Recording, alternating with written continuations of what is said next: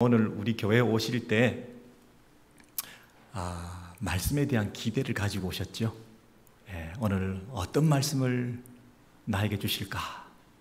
그 어떤 하나님께서 들려주시는 음성에 대한 기대가 있습니다. 근데 오늘 시편 90편을 이렇게 딱 읽게 되었습니다. 오늘 하나님의 말씀은 시편 90편이구나. 그러면 우리가 딱 생각나는 게 있습니다.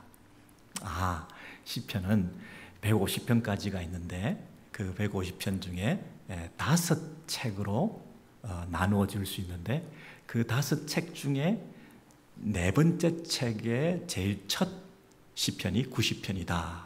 여러분, 이 정도는 우리가 다 알고 있습니다. 그렇죠?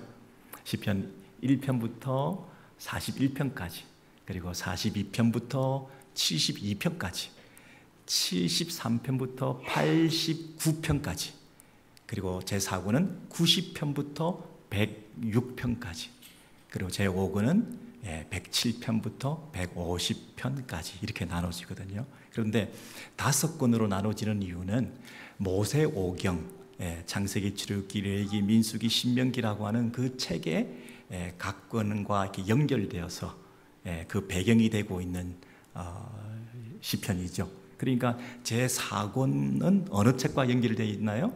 창출래 민이죠. 민수기하고 상관이 있는 제4권 제일 첫 90편을 오늘 공부하게 되었다. 여러분, 그것을 우리가 먼저 생각을 하게 되는 거죠. 그러면 이 90편은 민수기를 배경으로 읽어야 되는 거구나. 그러면 민수기의 그 상황이 어떤 상황인지, 민수기를 가장 대표하는 성경 구절이 14장에 있습니다. 자, 여러분 앞에 보시고 민수기 14장 27절 이하를 보시면 하나님께서 이스라엘 백성들에게 책망하고 있는 상황입니다. 왜냐하면 그들이 불평하고 원망하는 말들을 했기 때문입니다. 나를 향하여 원망하는 바 그 말을 내가 들었노라. 너희 말이 내 귀에 들린 대로 내가 행하리니 너희가 이 광야에 엎드러질 것이라. 20세 이상 계수된 자, 곧 나를 원망한 자들 갈렙과 여호수아 외에 모두 결단코 그 가나안 땅에 들어갈 수 없다. 그리고 너희가 걱정하고 염려하던 너희 아기들, 너희 유아들, 너희가 사로잡히겠다 말하던 너희 유아들은 내가 책임지겠다. 그리고 그 아이들은 가나안 땅에 들어갈 수 있겠지만 너희는 이 광야에서 엎드러질 것이다. 너희 자녀들은 그렇지만 너희가 지은 그 죄를 짊어지고 너희가 다 이 땅에서 소멸될 때까지 40년을 방황하게 될 것이다.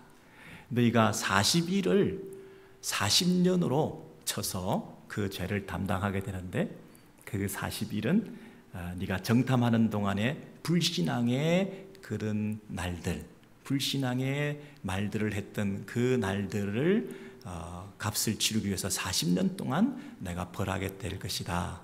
너희들은 악한 회중들이다. 내가 반드시 이렇게 하겠다. 이렇게 말씀했다는 것이에요. 이런 배경을 가지고 이제 오늘 본문을 보게 됩니다. 여러분, 오늘 그 본문의 민수기의 이 14장의 배경을 보면 조금 섬찟한 내용들이 있죠. 하나님께서 우리가 하는 말을 다 들으셨다 그랬습니다. 근데 이들이 하지 말아야 될 말을 했습니다. 하나님께서 웬만한 이야기를 듣고서는 이렇게 하실 분이 아니신데 선을 넘고 말았습니다. 이스라엘 백성들이 애굽에서 나왔습니다. 하나님의 은혜로 출애굽해서 이제 가나안 약속의 땅으로 하나님께서 인도하시겠다 이렇게 분명히 말씀하셨는데도 불구하고 그것을 믿지 못하고 뭐라고 얘기를 했냐면 그 가나안 땅을 정탐을 하고 돌아온 사람들이 거기에 엄청난 거인들이 살고 있어. 우리는 거기에 들어갔다가는 당장 죽고 말 거야 하고 그 정탐의 내용을 보고했을 때 그들이 뭐라고 불평을 했냐면 왜 우리를 이 광야에서 그냥 죽게 만드시지 굳이 그 가나안까지 가서 죽게 만드냐 이렇게 불평을 한 거예요. 차라리 애굽으로 돌아가게 만들든지 애굽에서 나오지 않게 하든지, 그리고 이 광야에서 차라리 죽고 말지 왜 가나안까지 가서 그들한테 우리가 죽어야 되냐, 그냥 여기서 죽겠다, 이렇게 말을 했다는 거예요. 여러분, 이것은 선을 넘은 것입니다. 그렇죠? 예. 우리 하나님과의 관계에 있어서, 또 인간과 인간의 관계에 있어서도 선을 넘지 말아야 되거든요.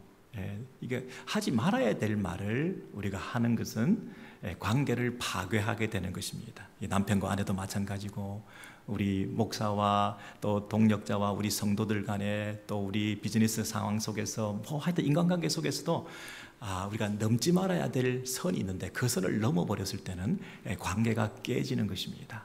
하나님께서 출애굽시켜서 어떻게 구원을 받은 백성들입니까? 근데 어떻게 애굽으로 다시 돌아가겠다는 말을 어떻게 합니까? 그리고 약속의 땅을 인도해 주시겠다고 그렇게 약속을 주셨는데도 나는 그곳에 가느니 차라리 광야에서 죽겠다, 고생 덜 하겠다, 이렇게 하는 말은 하나님 앞에서 너무나 불경스러운 말을 한 것이었어요. 그래서 하나님께서 그럼 차라리 너희들이 광야에서 죽겠다고 하는데 그냥 죽는 게 낫겠다, 이렇게 말씀하시면서 너희들은 이곳에서 죽게 된다. 근데 불신앙의 40일을 계산해서 40년을 방황하게 될 것이고, 그 방황의 그 짐을 고스란히 너희 유아들이 짊어지고 이 40년을 방황하게 만들고, 너희들은 이 광야에서 40년 안에 다 죽게 된다, 이렇게 말씀을 하셨다는 거예요. 여러분, 이것이 뭐라고요? 오늘 시편 90편의 배경이 된다 하는 것입니다. 그러면 여러분, 이 시편 90편은 모세의 기도, 하나님의 사람 모세의 기도, 이렇게 되어 있는데, 모세가 직접 저작했을 수도 있고 또 모세의 심정으로 부르는 이런 노래일 수도 있겠죠. 그런데 이 모세의 심정이 어떠하겠습니까? 모세가 지금 90편 이 기도를 어떻게 시작하겠습니까? 첫 번째, 이스라엘 백성들은 지금 방황하고 있는 상황에 대해서 이렇게 말하고 있습니다. 1절입니다. 주여, 주는 대대에 우리의 거처가 되셨나이다. 영원부터 영원까지 주는 하나님이시니이다. 이렇게 말을 했습니다. 여러분, 대대에 영원부터 영원까지 우리의 거처가 되신다, 이렇게 말합니다. 하나님이 우리의 거처가 된다. 여러분, 지금 이스라엘 백성들은 거처가 있습니까, 없습니까? 광야에서 방황하고 있습니다. 집이라고 없습니다. 안식처가 없습니다. 쉴 곳이 없습니다. 잠시라도 마음 둘 곳이 없습니다. 안정감을 가질 만한 장소가 없습니다. 그것도 40년을 앞으로 방황해야 합니다.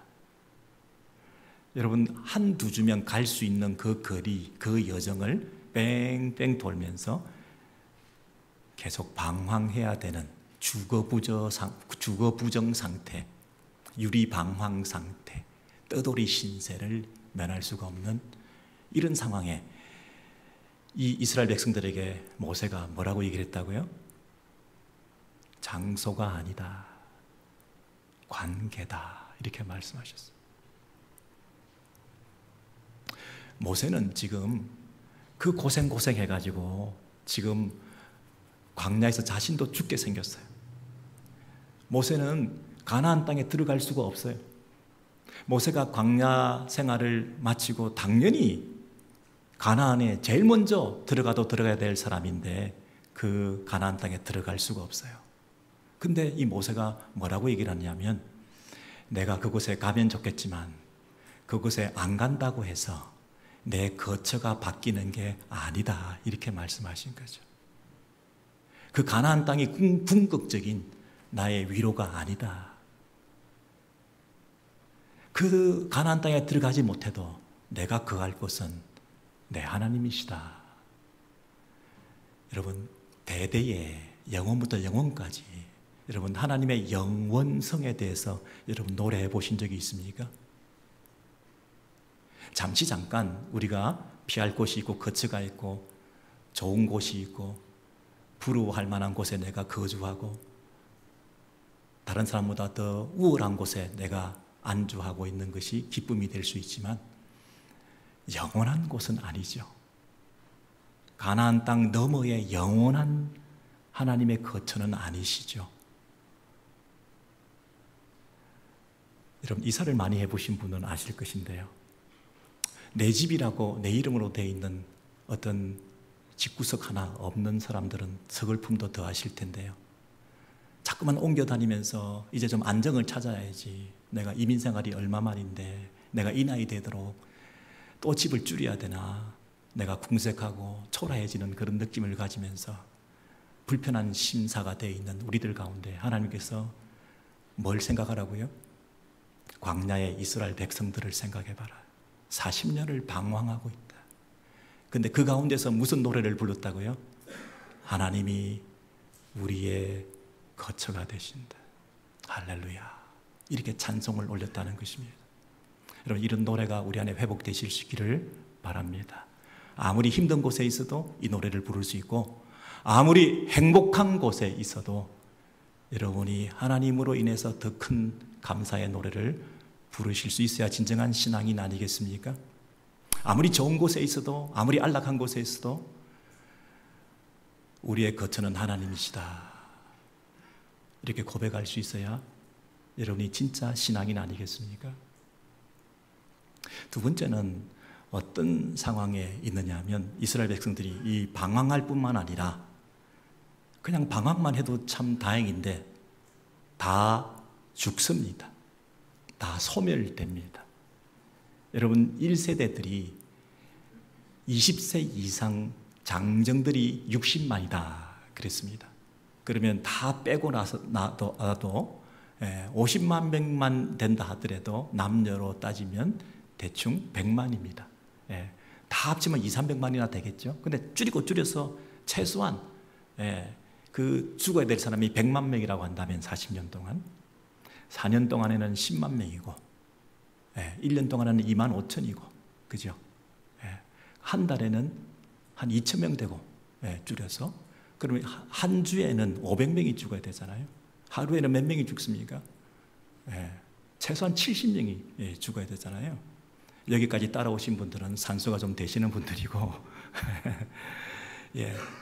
하루에 70명이 죽어야 됩니다.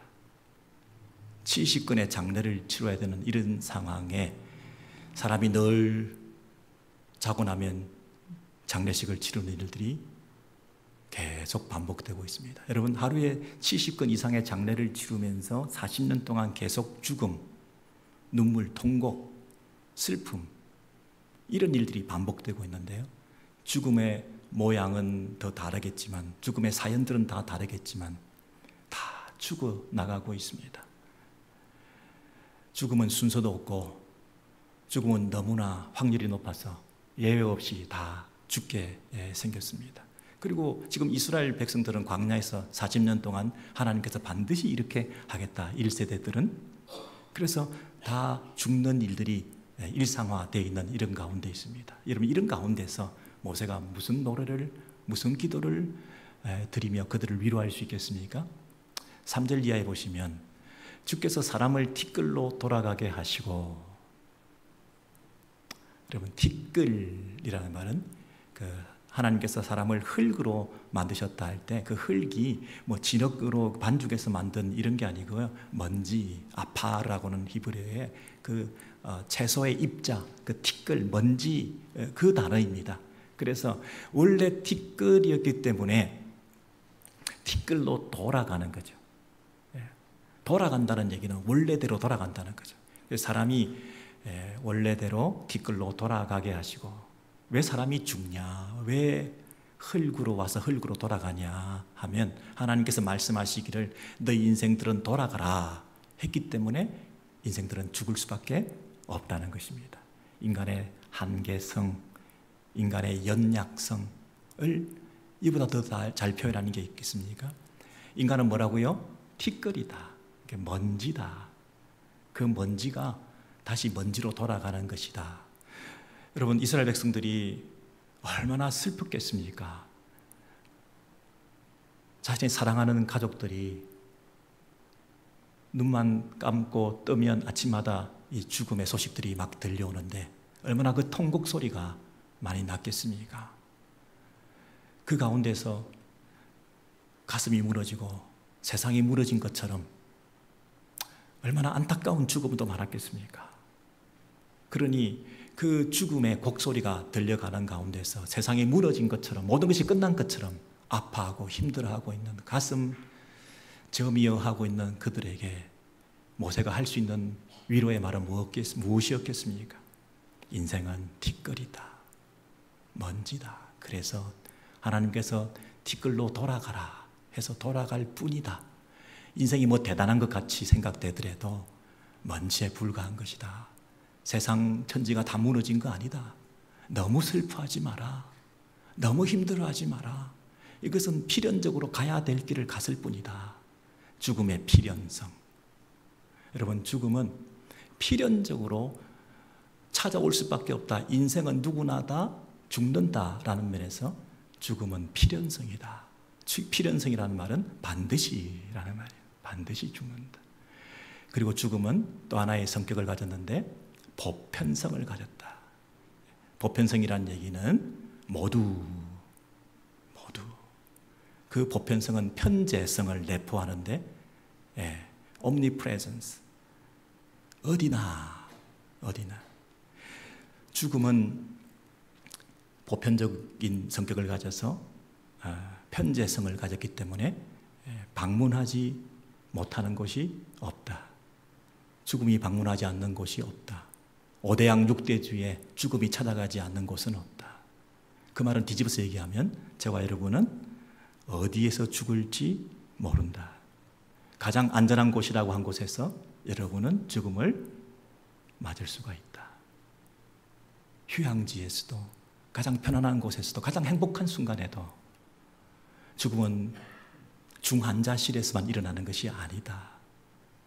죽음의 편재성, 보편성을 우리는 알고 있지 않냐? 죽음의 가능성은 어떠냐? 죽음의 확률은 너무나 높아서 한 명도 예외가 없이 다 죽는다. 인간은 죽는다. 너무 슬퍼하지 마라. 여러분, 모세가 할 수 있는 그 장례식 하루에 70건씩 일어났는데 설교를 맨날 바꿔서 할 수 없을 것 같고 아마 똑같은 설교를 했을 것 같은데, 죽음은 누구에게나 찾아오는 것이다. 하나님께서 말씀하시기를 티끌로 인생은 돌아와라 했기 때문에 인간은 죽는 것이다. 여러분, 이렇게 위로했을 것 같습니다. 여러분, 죽음의 보편성이, 죽음의 필연성이, 죽음의 가능성이, 확률이 너무 높아서 반드시 빠짐없이 어디에서나 모두에게 찾아온다는 사실이 주는 위로가 있습니다. 죽음은 순서는 없을지 몰라도 모두에게 찾아오는, 한 번 누구나 겪어야 되는 일이라고 하는 그 사실이 주는 인간의 한계성을 우리가 인정하게 될 때, 그 죽음 때문에 하늘이 무너진 것 같은 이런 슬픔 속에서도 계속 그렇게 주저앉아 있을 수만은 없는 하나님의 주권과 섭리를 인정하게 되는 것이죠. 그래서 그 광야, 통곡의 바다를 우리가 다시 노져갈 수 있는 가능성이 있는 거 아니겠습니까? 가장 사랑하는 사람, 가장 기대했던 생명에 대한 이 죽음에 대한 소식이 우리를 얼마나 절망하게 만들 것 같습니까? 그러나 인생은 티끌에 불과하다. 그렇군요. 하나님 앞에서 인간은 아무것도 아니다. 주의 목전에 천년이 어제 같다. 무드셀라가 969세인가 살았을지 몰라도 인간이 아무리 오래 살아도 1000년을 넘지 못했는데, 그 1000년을 산다 하더라도 그 1000년은 하나님 앞에서 하루와 같고 밤의 경점 한 순간과 같을 뿐이다. 대단하게 생각하지 마라. 인생 100년을 살아서 건강하게 행복하게 엄청나게 큰 일을 하고 산다 하더라도 그거 아무것도 아니다. 너무 애달파하지 마라. 죽음은 찾아오는 거다. 그리고 홍수처럼 썰어버린다. 잠깐 잠자고 일어나는 꿈과 같은 것이다. 풀과 같은 것이다. 금방 지는 꽃과 같은 것이다. 안개와 같은 것이다. 인생 별거 아니다. 대단한 거 아니다. 너무 힘들어하지 마라. 이렇게 위로하지 않았겠습니까? 여러분, 저와 여러분은 어떤 면에서는 티끌 먼지에 불과한데, 티끌이 티끌하고 싸우는 것 받겠습니까? 김티끌군과 이 먼지 양이 서로 뭐 남편과 아내가 잘났다고 싸울 일이 뭐가 있겠습니까? 다 티끌에 불과한 존재들이. 서로를 불쌍히 여기고 서로를 측은히 여기고 그거 할 것밖에 없는 거죠. 인생 대단하지 않다, 이렇게 아마 위로를 했을 것 같은데요. 여러분 어떠신가요? 인간은 다 죽는다.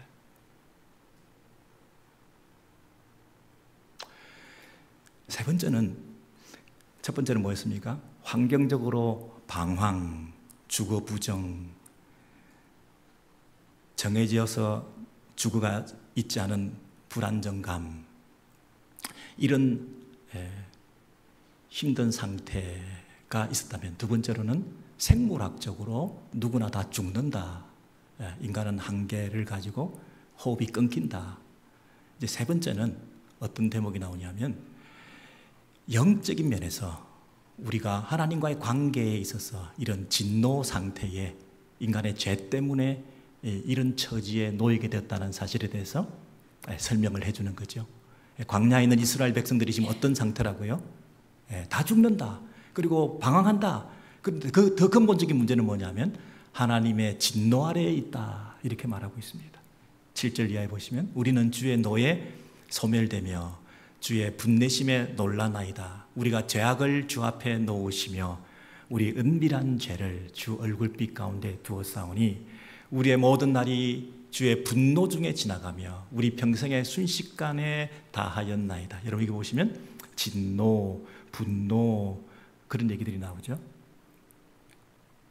하나님의 진노 아래에 놓여 있는데, 그 하나님의 진노는 인간의 죄 때문이라고 말을 하는데, 그 죄는 감추어지고 은밀하게 지은 너희들의 죄를 하나님이 다 아시고 보시고 들으셨기 때문에 마땅한 그 죄의 결과로 너희가 지금 진노 아래에 있을 뿐이다, 이렇게 말씀해 주시죠.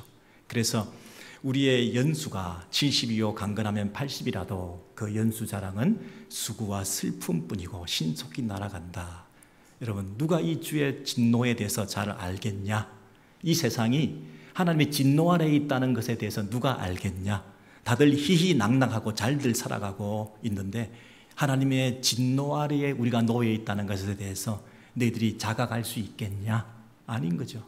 우리가 인간이 지은 죄에 대해서 심각성을 느끼지 못하고 그 죄가 하나님과 우리 사이의 관계를 벌어지게 만들었다는 것에 대해서 인지하지 못하는 우리가 이 인생의 모든 문제의 원인에 대해서 제대로 규명하지 못하고 우리는 다른 방식으로 인간의 행복을 추구하며 이 세상의 질서를 회복해 보려고 애를 쓰고 살고 있을 뿐이죠. 이걸 누가 알겠냐?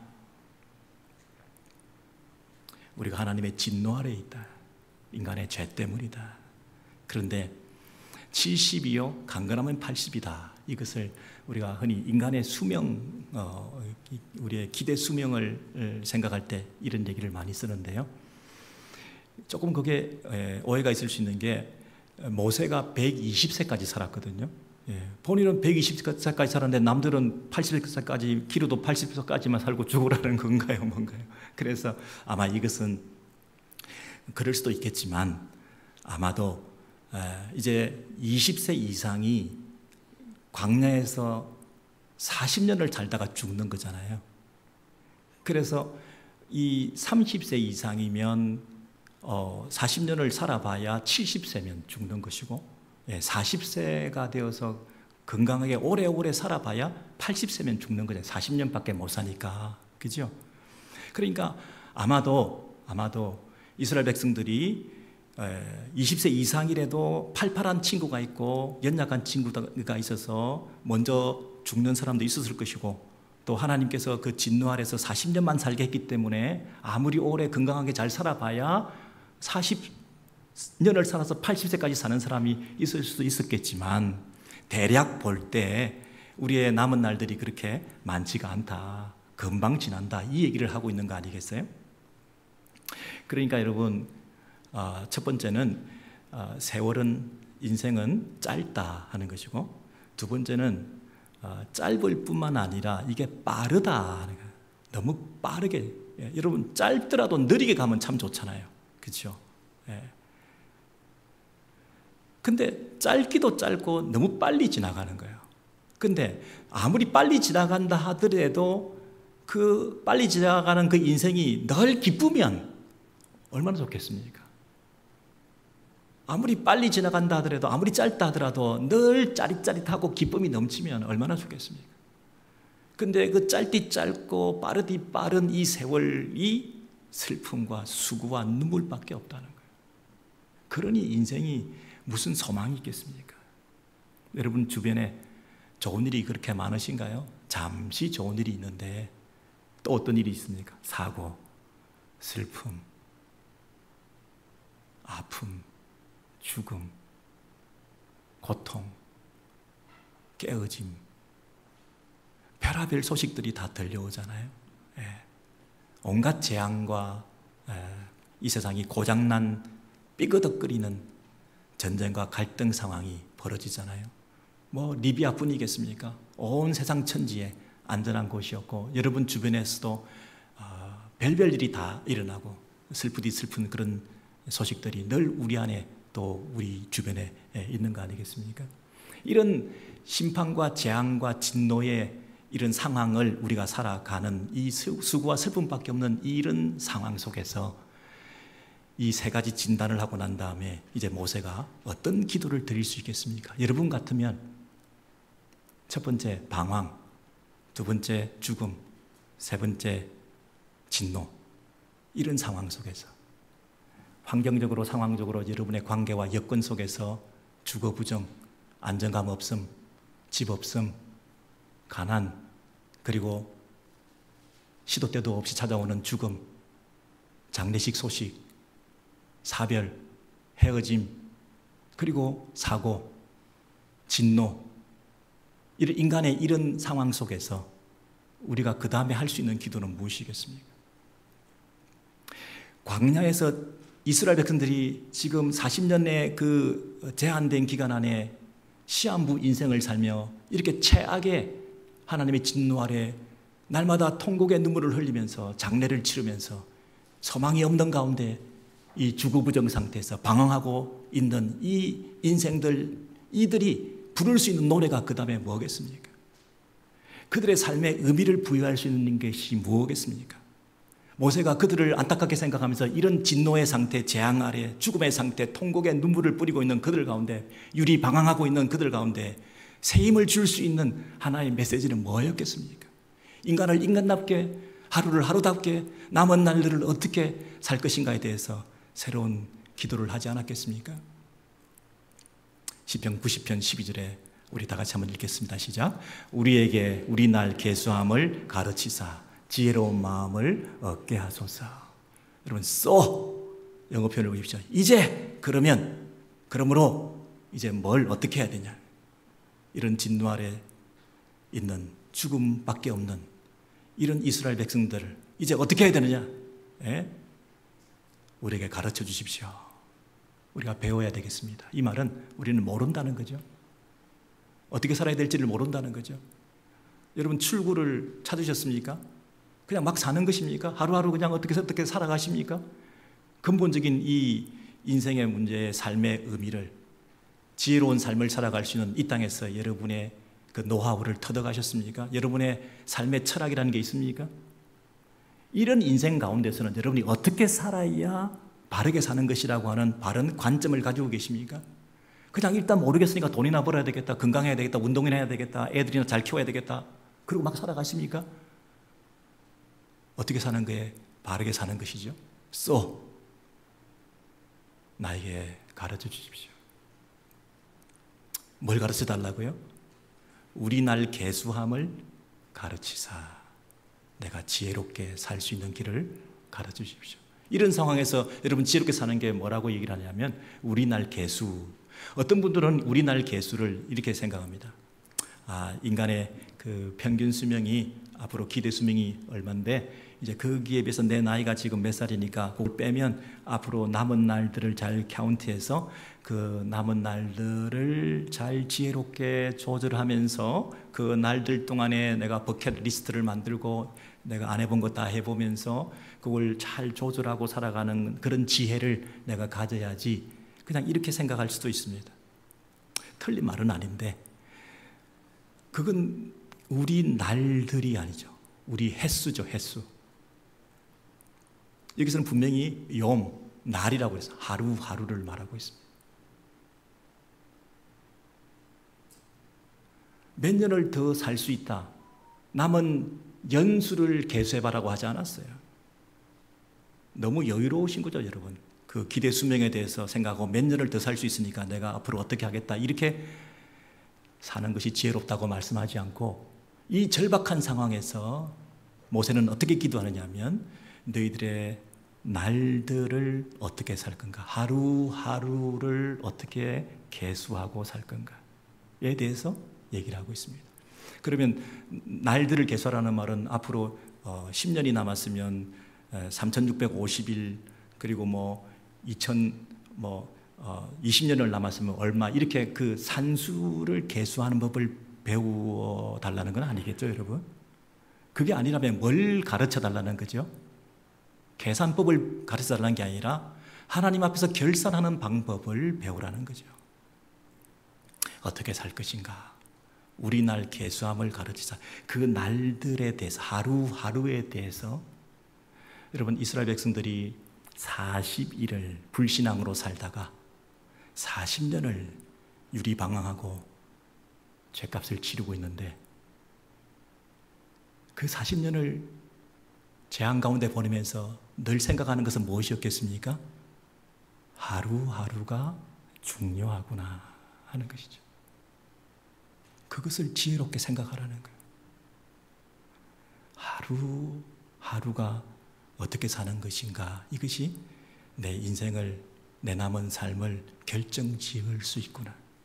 내가 하루하루를 어떻게 사는지를 잘 계수해야지. 하나님 앞에서 신앙적으로 산다는 것이 뭔가, 하나님을 의존하고 신뢰하며 산다는 것의 그 하루의 가치가 뭔가. 하나님 없이 산 것은 하루로 치지도 않는데, 그러면 내가 제대로 살았다고 하는 그 날이라는 건 그동안 하나도 없었다는 거 아닌가? 하루라고 칠 수 있는 날을 내가 살지 않았는데 이게 내가 산 게 아니고 헛것을 살았네. 내가 하루하루를 제대로 앞으로 살아야 되겠다. 여러분, 이걸 신약식으로 말하면 뭐겠습니까? 우리에게 일용할 양식을 주옵시고. 여러분, 데일리 브레드를 달라는 얘기가, 여러분은 그 빵 조각을 하나 달라는 거 아주 우습게 생각하는 기도가 될 수 있겠지만, 여러분이 빵을 수천 개를 살 수 있는 역량과 밸런스를 가지고 있기 때문에 여러분은 매일 빵을 달라고 기도할 필요를 못 느끼고 계시는지 모르겠지만, 매일 빵을 달라, 일용할 양식을 달라, 이 기도는 굉장히 파워풀한 기도요, 굉장한 믿음의 기도 아니겠습니까? 오늘 살아가는 것은 하나님의 은혜로 사는 것입니다. 오늘 하나님으로부터 공급받는 힘으로 내가 사는 것으로 만족하겠습니다. 내일은 모르겠습니다. 내일이 있는지도 모르겠습니다.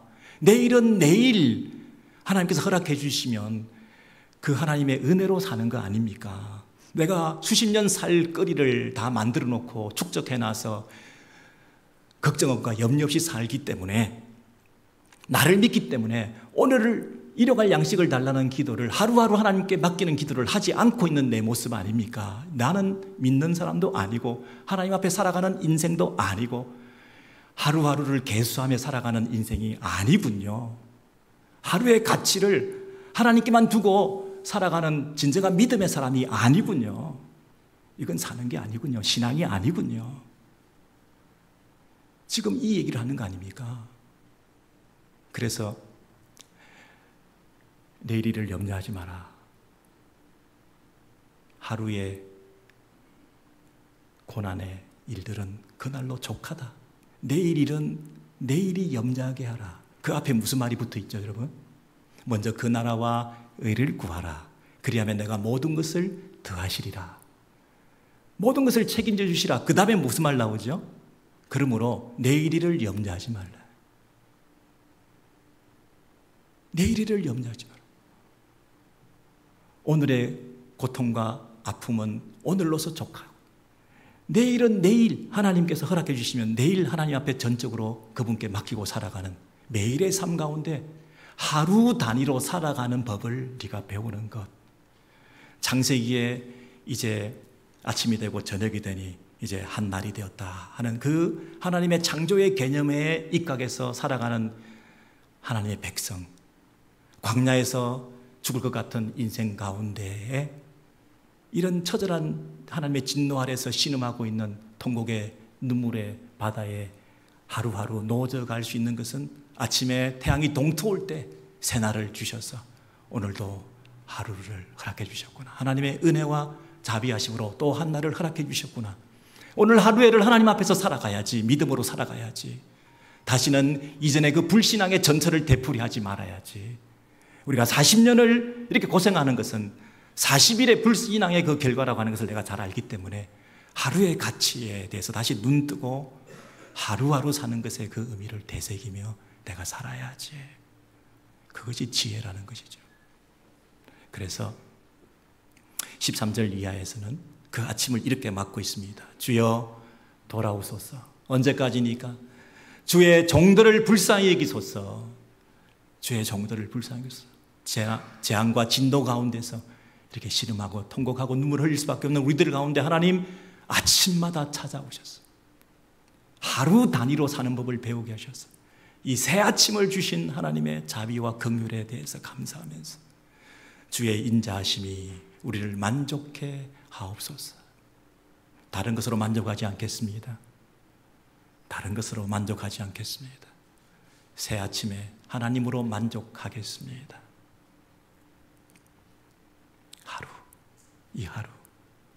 이 하루를 즐겁고 기쁘게 살면서 이것이 모여서 일생 동안 그랬습니다. 일생 동안은 평생애가 아니라 우리의 모든 날들이라고 되어 있죠. 하루하루가 모여서 우리의 모든 날들이, 우리의 남은 평생이 하나님 안에서 기쁘고 즐거운 삶을 회복하게 해주십시오. 지금은 수고와 슬픔, 눈물과 죽음과 아픔밖에 없는 그 우리의 상황이 갑자기 뒤집어지는데 기쁘고 즐겁게 해달라는 이 고백으로 바뀌게 되는데 어떻게 이렇게 갑자기 바뀔 수 있나요? 제 3자가 보면 저 사람 정신이 좀 이상하다 그럴 거예요. 예. 뭔가 이상하다 저 사람. 뭐 광신자다 이럴지 모르겠어요. 근데 어떻게 바뀔 수 있나요? 주의 긍휼하심, 불쌍히 여겨주심, 그리고 주님께서 우리를 찾아오셨다고 하는 것에 대한 만족함, 하나님이 우리를 만족해 하셨을 때 찾아오는 그 기쁨으로 우리의 삶이, 우리의 표정이 바뀌게 되는 것입니다. 여러분, 우리가 한 가지 비결을 배웠습니다. 이 재앙과 진노와 절망의 상태에서 이것을 반전시킬 수 있는 유일한 한 가지 방법은 뭐냐면 하루하루에 대한 새로운 인식이라고 그랬습니다. 오늘 하루를 아침마다 주의 인자하심으로 우리를 버리지 아니하시고 이 진노와 심판 가운데서도 당신의 백성들에게 찾아오셔서 우리를 이렇게 세우시는 그 하나님의 손길에 붙잡힌 바 되어 우리가 다시 일어나는 그 힘으로 하루를 살아내는 그 하루의 가치, 그것이 우리에게 감사와 기쁨이 된다는 것입니다. 이것이 삶의 이유가 된다는 것입니다. 이것이 의미 있는 삶을 살았다고 말할 수 있다는 것입니다. 하나님 없이 살아왔던 인생이 아니라 하나님께 붙잡힌 바 되어서 매일매일 살아갈 수 있는 새로운 삶의 지평을 열게 됐다는 것입니다. 여러분의 삶의 방식이 바뀌었다는 것입니다. 여러분, 이것이 아니면 사는 게 아니라는 뜻입니다. 자, 그렇게 되면 이제 새로운 삶을 살게 되면 우리가 당연히 이제 해야 될 두 가지 기도 제목이 있는데 그 한 가지가 뭐냐면 첫 번째는 절망 가운데 삶의 의미를 몰랐는데 삶의 의미를 발견하고 하루하루 다시 기쁨을 회복하고 보니까 이제 우리는 여기서 쓰러지고 죽고 말겠지만 우리의 후세대들에 대한 기도가 저절로 나오는 거죠. 우리의 남은 아이들은 어떻게 될까? 우리의 후손들은 어떻게 될까? 두 번째 기도 제목은 뭐냐면 우리는 여기서 쓰러져 죽게 되겠지만 그러나 이 땅에서 여전히 하고 있는 우리의 사역과 우리의 삶과 우리의 섬김과 우리의 예배와 우리의 애씀이라고 하는 이런 것들이 어떤 가치가 있을까? 어차피 죽을 건데 아무것도 할 필요가 없어. 그냥 시한부 인생 사는데 대충 살다가 가면 되는 거지. 여기서 봉사, 헌신, 예배, 충성 이런 게 무슨 수고가 있어? 라고 생각할지도 모르는 가운데서 내 삶의 의미가 뭔가에 대해서 두 가지 제목을 가지고 기도하고 있습니다. 첫 번째는 자녀들에 대한 것입니다. 16절입니다. 주께서 행하신 일을 주의 종들에게 나타내시며 주의 영광을 그들의 자손에게 나타내소서. 하나님께서 행하신 그 모든 일들, 구원의 행동, 우리를 인자하게 이기시고 불쌍히 여기셔서 우리를 찾아오셨던 그 모든 우리에게 베푸신 그 은혜들을 우리뿐만 아니라 주의 종들에게 뿐만 아니라 그 종들의 자손에게도 우리의 후손들에게도 다음 세대들에게도 동일하게 그들에게 은혜를 베풀어 주십시오. 그들을 책임져 주십시오. 내가 할 수 있는 기도는 나는 여기서 쓰러져 죽고 말지만 우리 후손들에 대해서도 하나님께서 간섭해 주시고 그들을 붙잡아 주시기 원합니다. 이게 내 기도입니다. 두 번째는 17절에 하나님의 은총을 우리에게 나타내셔서 우리 손이 행한 일을 우리에게 견고하게 하소서. 우리 손이 행한 일을 그렇습니다. Yes, 견고하게 해 주십시오. Establish, 기초를 잘 닦고 세워질 수 있도록 해 주십시오. 아까 16절에서는 하나님께서 행하신 일이었습니다. 주께서 행하신 일을. 그리고 17절에서는 우리가 행한 일들, 이것이 서로 조화를 이루면서 무슨 얘기를 하고 있습니까? 견고하게 해달라. 이게 의미 없게 되지 않기를 원한다. 이것이 기초가 되고 토대가 되어서 우리 다음 세대들이 일어날 수 있는 근거가 되기 원한다. 하나님의 일을 하는 데 있어서 우리가 행한 일들이 아무 의미 없게 되는 게 아니라 우리가 이곳에서 쓰러져 죽고 40년 만에 다 없어지고 소멸되고 광야에서 다 없어질 존재들이지만 이곳에서 예배드렸던 것, 회막 중심으로 하나님을 섬겼던 것, 이 모양 저 모양으로 주를 위해서 봉사하고 충성했던 것, 예물을 드렸던 것, 나의 눈물과 땀 어린 하나님 앞에서 했던 그 모든 일들이 기초가 되어서 토대가 되어서 하나님 나라가 세워지는 데에 유용하게 견고하게 우리의 다음 세대들이 그 기초 아래에서 잘 자라날 수 있도록 내가 끝까지 충성을 다하겠습니다. 내 삶에, 내 사역에, 내 호흡의 의미를 재발견하고 끝까지 가겠습니다. 아무렇게나 살지 않겠습니다. 어차피 죽을 건데 막 살지 않겠습니다. 끝까지 하루하루 매일 아침마다 이 찬송, 이 예배 하나님 앞에 감격하고 기쁨과 감사의 노래를 부르며 우리 자손들을 위한 기도, 그리고 내 사역을 위해서 내가 하는 그 모든 일들을 하나님께서 책임져 주시고 이 일들이 의미 없게 되지 않게 하셔서 하나님의 나라를 이루는 데에 쓰임받게 되도록 끝까지 최선을 충성을 다하겠습니다. 여러분, 이 기도가 모세의 기도요, 이스라엘 백성들이 광야에서 그 무의미를 발견할 수밖에 없는 상황 속에서 죽음의 보편성과 죽음의 필연성 속에서 다 죽는 가운데 그러나 한 가지 죽음의 불예측성 때문에 언제 죽을지 모르는 그러나 오늘 허락되어진 하루, 그 하루에 대한 감격을 가지고 하나님 앞에서 그 하루를 올곧게 살아내는 이 방식으로 네가 최선을 다하고 살아가는 것, 그것이 우리의 기도여 우리의 노래가 된다고 말씀하시는 것이죠. 여러분, 이런 기도와 노래가 우리 성도들 가운데도 회복되기를 소원합니다.